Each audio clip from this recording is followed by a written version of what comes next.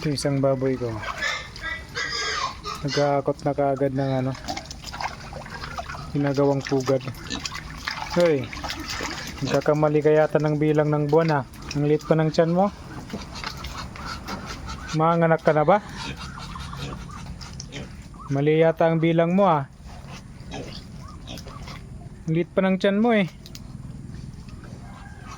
Posible naman na manganganak ka na kaagad. Yan o, nag-iipon na agad siya ng mga damo. Mali siguro to ng bilang ng buwan. Posible naman na manganganak na yan. Ang liit pa ng tiyan eh. Yan o, mga hinakot niya. Yan o, puputulan naman siya ng kuwan. Damo. Gagawin niyang pugad. Piggy! Ang aga pa oh. Ang aga pa para maggawa ng pugad.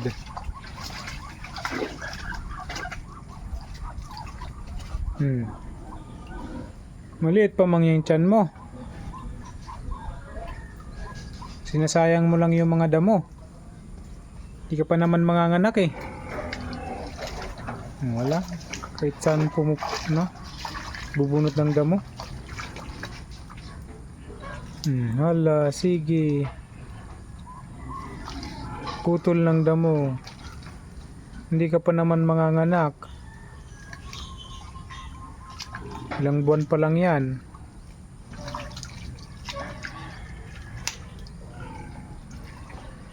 Aba, disidido. Tignan natin bukas kung manganganak na to. Pag hindi ka pa nanganak, wala, hindi pa makalusot. Huwag ka dyan dumaan.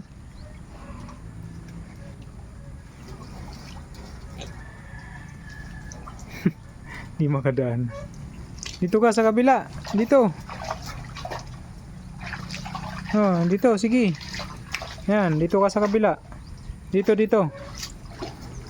Hindi ka nga kasya dyan.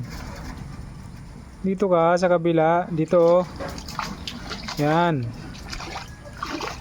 Yan. Dyan ka dumaan. Mali kasi yung dinadaanan mo eh. Oh, yan. Sige, dyan ka na dumaan.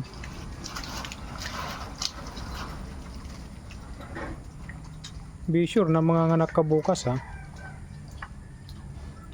Pag hindi, iyari ka sa akin.